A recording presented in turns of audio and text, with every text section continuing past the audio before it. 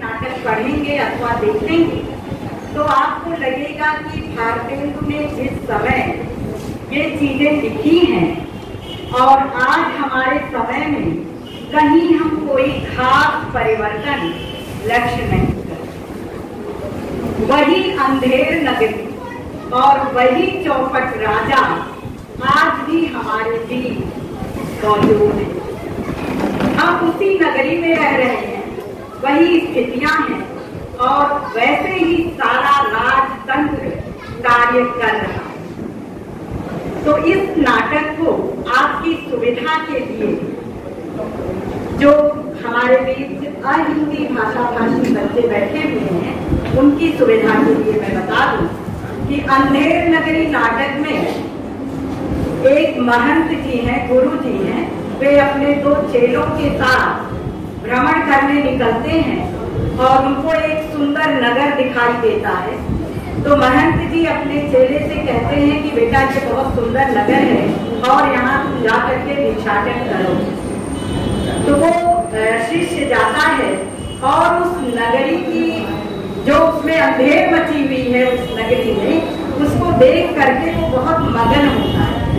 और मगन इसलिए होता है कि वहाँ सब कुछ टके पे, सब कुछ वो जो भी खरीदने जाता है, बाजार में घूमता है, जो भी खरीदने जाता है सब कुछ टके पे। तो वो बड़ा आनंदित होता है कि यहाँ जीवन तो बहुत कम परिश्रम और बहुत कम आय में बड़े आराम से गुजर जाए। लेकिन इस लोभ का परिणाम कितना भयानक होता है और उस भयानक परिणाम को वो कैसे भोगता है, ये सारी स्थितियां आपको इस नाटक में दिखेंगी। और मैं आपको बताऊं कि पात्र इसमें बहुत हैं। आप जो दृश्य देखेंगे वो जंगल के दृश्य हैं, वन के दृश्य हैं, बाजार के दृश्य हैं, राजमहल के दृश्य हैं और उसके बाद अंततः जहाँ पर फांसी की जाती है उसके भी दृश्य हैं। लेकिन हमारे साथ इस नाटक में जो कलाकार शामिल हैं वे आपके शिक्षक हैं और आप सभी बेटा इससे परिचित हो कि केवल हमको छोड़कर और कोई यहाँ पर हिंदी भाषी नहीं है। तो लेकिन जब आप इसको सुनेंगे, नाटक आप देखेंगे, सुनेंगे, तो आप इस बात को कतई महसूस नहीं कर पाएंगे कि ये नाटक जो आप सुन रहे हैं ये अहिंदी भाषी अथवा जिनको जो कहते हैं कि हमको हिंदी नहीं आती, ये उनके मुंह से हम सुन रहे हैं। तो आपको एक और चीज हम बता दें कि इसमें महंत की भूमिका, शिष्य की भूमिका, इसमें महंत की भूमिका में आपकी तापसी मैम है, जर्नलिज्म विभाग से तापसी घोष, प्रोफेसर तापसी घोष, और शिष्य की भूमिका में पॉल साइंस विभाग से डॉक्टर शिल्पा नंदी हैं। और जो राजा है, अंधेर नगरी का जो चौपट राजा है, राजा की भूमिका में एजुकेशन विभाग की आपकी शिवली मैम है। और बाकी जितने भी पात्र हैं, इसमें बहुत सारे पात्र हैं, तो कुछ पात्रों को राजा ने, महंत ने और शिष्य ने पुनः किया है, जो बाजार में है, जहाँ पर बाजार लगा हुआ है और चीजें बिक रही हैं, तो वहाँ आप इनको फिर देखेंगे। और बाकी फरियादी, मंत्री और बहुत सारे जो पात्र हैं, इनको मिल करके 3 कलाकारों ने एक्ट किया है। पहला इतिहास विभाग से हमारे बीच हैं प्रोफेसर देवेलीना भट्टाचार्य में, दूसरा जर्नलिज्म विभाग से हमारे बीच है प्रोफेसर मौसमी, और तीसरा ज्योग्राफी डिपार्टमेंट से है प्रोफेसर रिया। तो अब आपके सामने प्रस्तुत है नाटक अंधेर नगरी।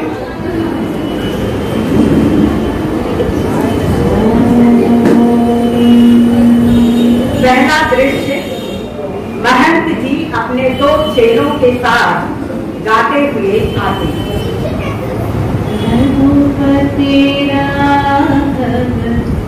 राजा पतित पावन सीताराम, राम भजो राम भजो राम भजो राम भजो राम भजो राम भजो। बच्चा नारायण तो दूर से बड़ा सुंदर दिखलाई पड़ता है। देख, कुछ बिच्छा बिच्छा मिले तो ठाकुर जी का भोग लगे, और क्या। गुरुजी महाराज, नगर तो नारायण के रास्ते से बहुत ही सुंदर है। जो है सो, पर भिक्षा सुंदर मिले तो बड़ा आनंद। बच्चा भोगत है तो पश्चिम की ओर से जा, और नारायण दास पूरब की ओर जाएगा। देख, जो कुछ सीधा सामग्री मिले बस इस शारदा जी का बाल को सिद्ध। गुरुजी, मैं बहुत सी भिक्षा लाता हूँ। यहाँ लोग तो बड़े मालदार दिखलाई पड़ते हैं। आप तो चिंता मत कीजिए। बच्चा, बहुत लोभ मत करना। देखना, हाँ, लोभ पाप को मूल है, लोभ मिटावत नाम, लोभ कभी नहीं कीजिए, या में नरक निदान। राम भजो राम भजो राम भजो राम भजो राम भजो।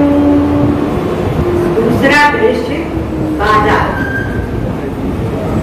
नारंगी लो नारंगी, टाके में नारंगी, नारंगी लो नारंगी, सिलहट की नारंगी, बुटवल की नारंगी, रामबाग की नारंगी, आलमबाग की नारंगी, भाई से नारंगी, मैं तो पी के रंग नारंगी, मैं तो भूली लेकर संगी। नारंगी लो नारंगी, टाके से नारंगी, कमला नींबू, मीठा नींबू, रंग तरा संतरा, दोनों हाथ लो, नहीं पीछे हाथ मलते ही रहोगे।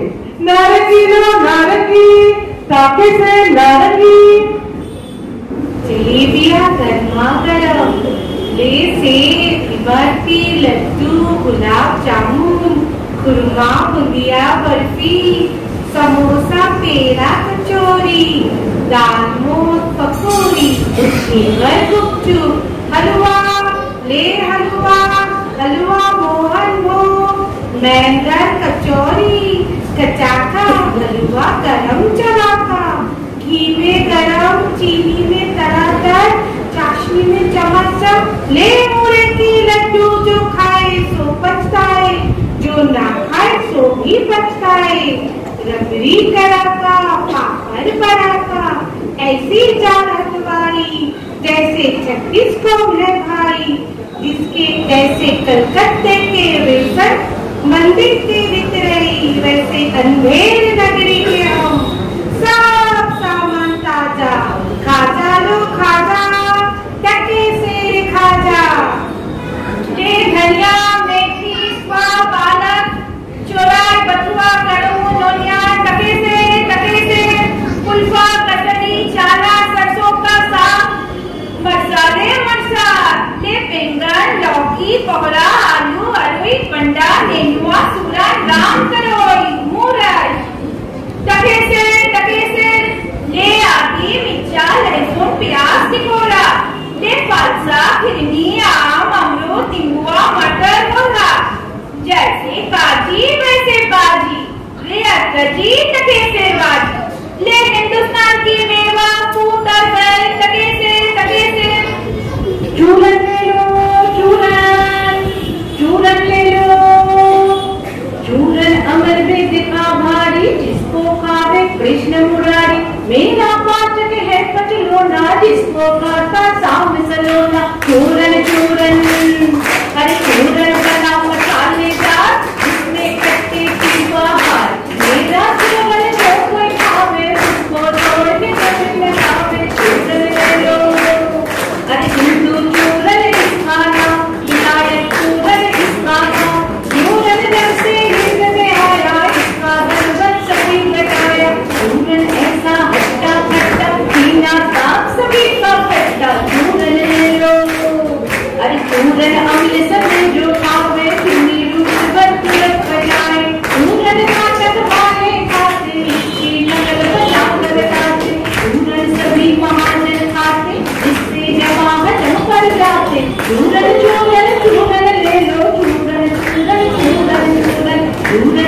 में लाला लोग जिनको अखिल अजीवन रोग, चूरन खावे यही कर जाते जिनके पेट पर चलेगी बात।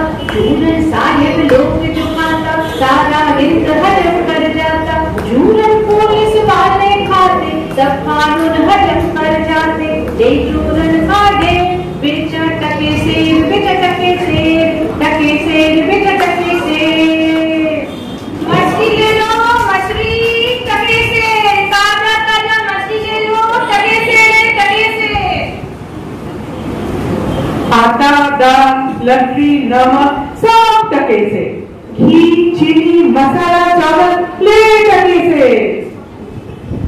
बाबा जी का चेला गोवर्धन दास आता है और सब बेचने वालों की आवाज सुन सुनकर खाने के आनंद में बड़ा प्रसन्न होता है। क्यों भाई बनिए, आटा कितने से? टके से। और चावल? वो भी टके से। चीनी? टके से बाबू। और घी? वो भी टके से। सब टके से? सचमुच? हाँ महाराज, क्या झूठ बोलूंगी। क्यों भाई, भाजी क्या था? बाबा जी टके से, नींबुआ, मूला, धनिया, मिर्ची, साग सब टके से। सब टके से? वाह वाह, बड़ा आनंद है। यहाँ सभी चीज टके से। क्यों भाई हलवाई, मिठाई कितने से? बाबा जी लड्डुआ, हलवा, जलेबी, गुलाब जामुन, खाजा सब टके से। वाह वाह, क्या आनंद है। क्या बच्चा मुझसे मस्करी तो नहीं करता? सचमुच सब टके से? हाँ बाबा जी, सब टके से। इस नगरी का चाल ही ऐसी है, यहाँ सब चीज टके से मिलती है। क्यों बच्चा, इस नगरी का नाम क्या है? अंधेर नगरी। और राजा का क्या नाम है? चौपट राजा। अंधेर नगरी, चौपट राजा, टके से भाजी और टके से राजा। तो बाबा जी कुछ लेना देना हो तो सो दो। बच्चा भिक्षा मांगकर 7 पैसे लाया, 3.5 से मिठाई दी। गुरु जी ने सब आनंद पूर्वक इतने में छप जाएगा। हलवाई मिठाई तोड़ता है, बाबा जी मिठाई लेकर खाते हुए और अंधेर नगरी गाते हुए जाते हैं। तीसरा दृश्य, महंत जी और नारायण दास एक ओर से राम भजो गाते हुए आते हैं और दूसरी ओर से गोवर्धन दास अंधेर नगरी गाते हुए आता है। भजो राम भजो राम भजो राम भजो राम। अंधेर नगरी अनबुझ राजा, टके सिर भाजी टके सिर खाजा। अंधेर नगरी चौपट राजा, टके सिर भाजी टके सिर खाजा। अरे बच्चा गोवर्धन दास, कहो क्या भिक्षा लाया? अरे गठरी तो बड़ी मालूम पड़ती है। बाबा जी महाराज बड़ी बाल लाया, 3.5 सेर मिठाई है। देखो देखो, वाह बच्चा, इतनी मिठाई कहाँ से लाया? किस हर माँ से भेंट हुई? गुरु जी महाराज 7 पैसे भीख में मिले थे, उसी से इतनी मिठाई छोड़ी है। अच्छा, नारायण दास ने मुझसे कहा था कि यहाँ सब चीज टके से मिलती है, तो मैंने इसकी बात को विश्वास नहीं किया। अरे बच्चा, ये कौन सी नगरी है और इसका कौन सा राजा है जहाँ टके से भाजी और टके से खाजा है? अंधेर नगरी महाराज, और इस राजा का नाम है चौपट राजा। यहाँ सब चीज टके से भाजी और टके से खाजा। तो बच्चा, ऐसी नगरी में रहना उचित नहीं है जहाँ टके से भाजी और टके के सेर में खाजा हो। सेंत सीत सवेत से जहाँ कपूर कपास, ऐसे देश कुदेश में कब होना की जीवास। ओ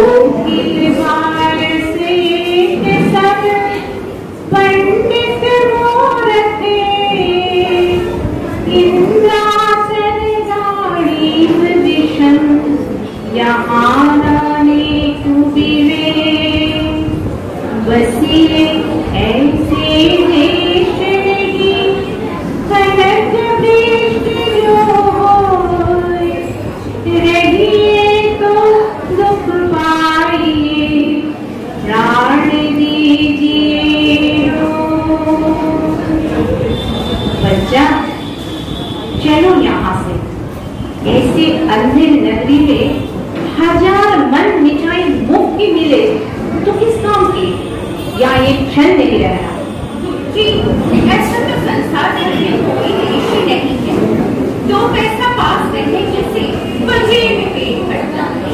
मैं तो इस नगर को छोड़कर नहीं जाऊँ, और जगह दिन भर मांगो तो भी पेट भरता है। बरस बाजे बाजे के उपास करना पड़ता है, तो मैं तो यही रहूँगा। एक बच्चा पीछे पछताएगा। आपकी कृपा से कोई दुख न हो। मैं तो यही कहता हूँ कि आप भी यही रहिए। मैं तो इस नगर में आप एक क्षण भी नहीं रहूंगा। देख, मेरी बात मान, मेरे पीछे पछताएगा बेटा। मैं तो जाता हूँ, पर कितना देर जाता हूँ कि कभी संकट पड़े तो हमारा स्मरण करना। प्रणाम गुरु, मैं आपका नित्य ही स्मरण करूंगा। मैं तो फिर भी कहता हूँ कि आप भी यही रहिए। महंत जी चले जाते हैं, गोवर्धन दास बैठकर मिठाई खाता है। चौथा दृश्य, राजसभा, राजा, मंत्री और नौकर लोग यथास्थान बैठे हैं। पान खाइए महाराज। क्या सुगंध खाइए महाराज? नहीं नहीं, ये कहता है कि पान खाइए महाराज। दुष्ट लुच्चा पाजी, नामक हमको डरा दिया। मंत्री, इसको 100 कोड़े लगा। महाराज, इसका क्या दोष है? ना कमोली पान लगा कर देता, ना ये पुकारता। अच्छा, तमोली को 200 कोड़े लगाओ। पर महाराज, आप पान खाइए, सुनकर थोड़े ही डरे हैं। आप तो सुपंखा के नाम से डरे हैं, सुपंखा की फांसी। फिर वही ना मंत्री, तुम बड़े बेर। मंत्री, तुम बड़े खराब आदमी। हम रानी से कह देंगे कि मंत्री देर में तुमको सौंप बुलाने चाहता है। नौकर नौकर, शराब लाओ। लीजिए महाराज, पीजिए महाराज। और दो। कौन चिल्लाता है बाहर? पकड़ लाओ। तो ये महाराज, हमारा न्याय हो। चुप रहो, तुम्हारा यहाँ ऐसा न्याय होगा कि जैसा जम के यहाँ भी ना होगा। बोलो क्या हुआ? महाराज, कल्लू बनिया की दीवार गिर गई तो मेरी बकरी उसके नीचे दब गई। तो हाँ ये महाराज, न्याय हो। कल्लू बनिया की दीवार को अभी पकड़ लो। महाराज, दीवार नहीं लाई जा सकती। अच्छा, उसका भाई, लड़का, दोस्त, आशाना जो हो उसको पकड़ लो। परंतु महाराज, दीवार ठीक चून की होती है, उसके भाई में भी नहीं होता। अच्छा, कल्लू बनिया को पकड़ लो। क्यों बे बनिए, इसकी लड़की धर्म नहीं बल्कि क्यों दबकर मर गई? बल्कि नहीं महाराज, बकरी। हाँ, तो बकरी क्यों मर गई? बोल, नहीं तो अभी फांसी देता हूँ। महाराज, मेरा कुछ दोष नहीं, कारीगर ने ऐसी दीवार बनाया कि गिर पड़ी। अच्छा, इस कल्लू को छोड़ दो, कारीगर को अभी पकड़ लाओ। क्यों बे कारीगर, इसकी बकरी किस तरह मर गई? महाराज, मेरा कुछ कसूर नहीं, चुने वाले ने ऐसा बोदा चुना बनाया कि दीवार गिर गई। अच्छा, इस कारीगर को बुलाओ। नहीं, निकालो, उस चूने वाले को बुलाओ। क्यों बेटे सुपारी चूने वाले, इसकी कुबरी कैसे मर गई? महाराज, मेरा कुछ दोष नहीं, किसी ने चूने में पानी फेर दिया, किसी से चूना कमजोर हो गया होगा। अच्छा, चुन्नी लाल को निकालो, रिश्ती को पकड़ो। क्यों बे रिश्ती, गंगा यमुना की रिश्ती, इतना पानी क्यों दिया कि इसकी बकरी गिर पड़ी? और दीवार दब गई। महाराज, गुलाब का कोई कसूर नहीं। कसाई ने मशक इतनी बड़ी बना दिया कि उसमें पानी ज्यादा आ गया। अच्छा, कसाई को बिजली को निकाल। क्यों बे कसाई, मशक ऐसी क्यों बनाई कि दीवार लगाई बकरी दबाई। महाराज, गडेरिया ने टके पर ऐसी बड़ी भेंट मेरे हाथ बेची कि उसकी मशक बड़ी बन गई। अच्छा, कसाई को निकालो, गडेरिया को लाओ। क्यों बे आप तेरे के गडेरिए, ऐसी बड़ी भेंट क्यों बेचा कि बकरी मर गई। महाराज, उधर से कोतवाल साहब की सवारी आई तो उसके बेटे में मैंने छोटी बड़ी भेंट का ख्याल ही नहीं किया। मेरा कुछ कसूर नहीं। अच्छा, इसको निकालो। कोतवाल को अभी सारा मुंह से पकड़ लाओ। क्यों मैं कोतवाल, तैने सवारी झूठ से क्यों निकाली कि गडेरिया ने घबरा कर बड़ी भेंट बेच दिया जिससे बकरी गिरकर थल्लू बनिया दब गया। महाराज, महाराज, मैंने कोई कसूर ही नहीं किया। मैं तो शहर के इंतजाम के वास्ते जाता था। ये तो बड़ा गजब हुआ। ऐसा न हो कि बेवकूफ इस बात पर सारी नगर को फूंक दे या फांसी दे। ये तुमने ऐसे धूप से सवारी क्यों निकाली? हाँ, नहीं, तुमने ऐसे धूप से सवारी क्यों निकाली कि उसकी बकरी दबी। महाराज, महाराज, कुछ नहीं। महाराज, महाराज, ले जाओ कोतवाल को, अभी फांसी दो। दरबार बर्खास्त। तो उस तरफ से कोतवाल को पकड़कर ले जाते हैं, दूसरी ओर से मंत्री को पकड़कर राजा जाता है। पांचवा दृश्य, गोवर्धन दास और महल गाते हुए आते।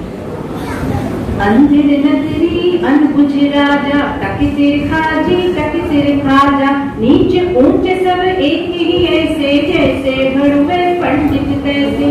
गुलमर जग न मान पड़ाई, सब एक से लोग लुगाई। जात पात पूछे नहीं कोई, हरि को भज सो हरि का होई। वेश्या जोरू एक समाना, बकरी को एक कर जाना। सांचे मारे मारे डोले, चली दुष्ट से चढ़ चढ़ी बोले। सगट सब अंतर छल धारी, सोई राज स्वभाव बलवारी। साच कहते पलवे खावे, झूठे बहुविध पद भी पावे। चलियन के एक के आगे, लाखों कहोए कि मुँह नहीं लागे। भीतर कोई मलिन की कारो, जलिए बाहर रंग चटकारो। धर्म अधर्म एक दरसाई, राजा करे सो न्याय दहाई। भीतर स्वाहा बाहर साधे, राज कर ही अब ले अरुआदे। अंधाधुन मचो सब देसा, मान राजा रहत विदेसा। योगी दुष्टों की आदर नहीं होई, माने पुण्यपति विधर्मी कोई। ऊंच नीच सब एक ही सारा, माने ब्रह्म ज्ञान विस्तारा। अंधेर नगरी अनबुझ राजा, टक सिर भाजी टक सिर खाजा। टक सिर भाजी टक सिर खाजा। गुरुजी ने नाहा कि हमको यहाँ रहने को मना किया। माना कि देश बहुत बुरा है, पर अपना क्या, अपने किसी राजकाज में थोड़े ही कुछ डर है। रोज मिठाई चमका, भजन में आनंद से राम भजन कर।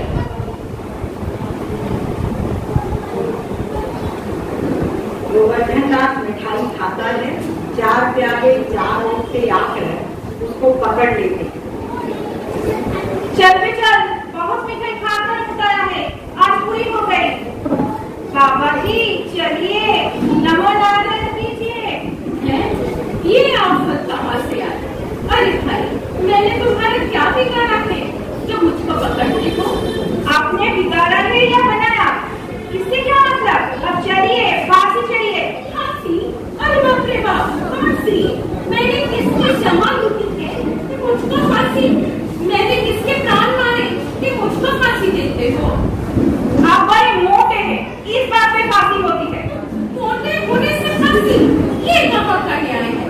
अरे फांसी फकीरों से नहीं करनी है। जब सूली चढ़ लीजिएगा तब मालूम होगा कि हंसी है या सर। सीधी राह से चलते हो या खसीद कर ले चले। अरे बाबा, क्यों बेकसूर का प्राण मारते हो? भगवान के यहाँ क्या जवाब दो?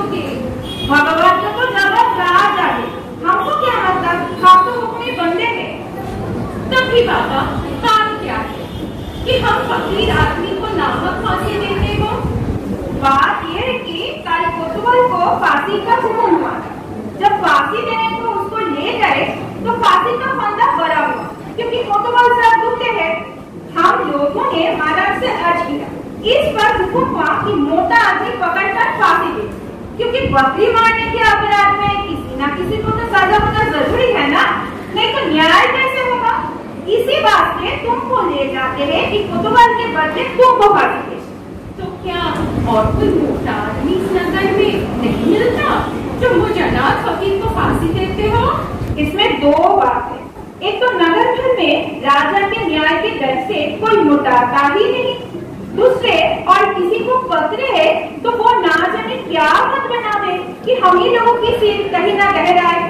और फिर इस राज में साधु महात्मा इन्हीं लोगों की तो दुर्दशा है, इससे तुम कोई फांसी देते।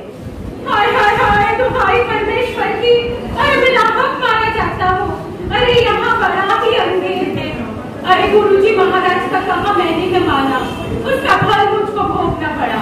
गुरुजी कहाँ हो, आओ मेरे प्राण बचाओ। अरे मैं बिना अपराध मारा जाता हूँ। गुरुजी कहाँ है आप, बचाइए मुझे। गोवर्धन दास चिल्लाता है, प्यादे लोग उसको पकड़कर ले जाते हैं। छठा दृश्य, फांसी घर। गोवर्धन दास को पकड़े हुए 4 सिपाहियों का प्रवेश। हाय हाय बाप रे, मुझ बेकसूर को फांसी देते हैं। अरे भाइयों, कुछ तो धर्म विचारो। अरे मुझ गरीब को फांसी देकर तुम लोगों को क्या नाम होगा? अरे मुझे छोड़ दो। हाय हाय, मुझे चुप रहो, राजा का हुक्म नहीं डर सकता है, यह मेरा आखिरी दम है। राम का नाम ले बेफायदा क्यों छोड़ सकता है, चुप रहो। हाय, मैंने गुरुजी का कहना नहीं माना, मुझे करने पड़े। गुरुजी ने कहा था कि ऐसे नगर में न रहना चाहिए, ये मैंने न सुना। अरे इस नगर का नाम ही अंधेरी नगरी और राजा का नाम तो चौपट है, तो बचने की कौन आशा है? अरे इस नगर में ऐसा कोई धर्मात्मा नहीं है जो इस फकीर को बचाए। गुरुजी कहाँ हो आप, बचाओ गुरुजी। गोवर्धन दास रोता है, सिपाही लोग उसे खींचते हुए ले जाते हैं। गुरु जी का प्रवेश।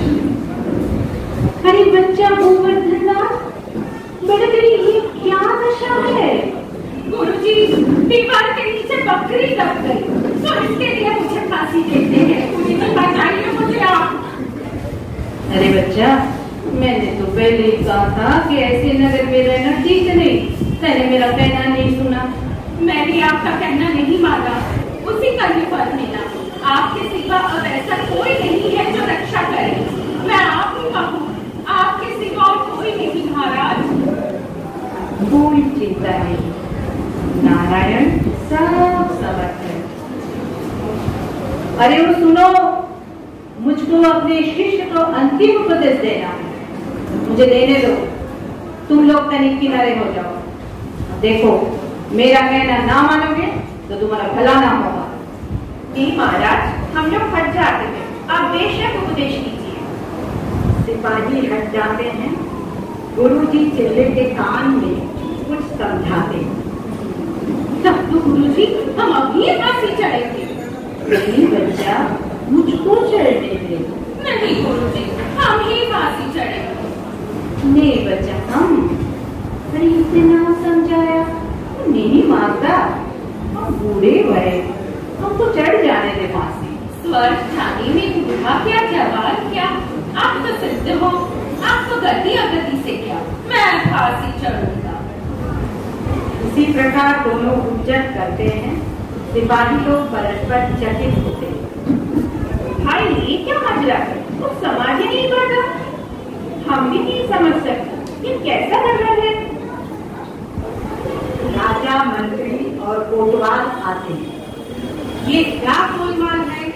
महाराज, चेला कहता है मैं फांसी चढ़ूंगा, गुरु कहता है मैं चढ़ूंगा, कुछ मालूम ही नहीं पड़ता क्या बात है। बाबा जी बोलो, काहे को आप फांसी चढ़ते हो? राजा, इस समय ऐसी साइज है कि जो मरेगा सीधा बैकुंठ जाएगा। तब तो हम ही फांसी चढ़ेंगे। हमको तो हुक्म है। हम लटकेंगे, हमारे तरफ तो दीवार गिरी ना। चुप रहो सब लोग, राजा के होते और कौन बैकुंठ जा सकता है भला? हमको फांसी चढ़ाओ जल्दी जल्दी, हम फांसी चढ़ेंगे।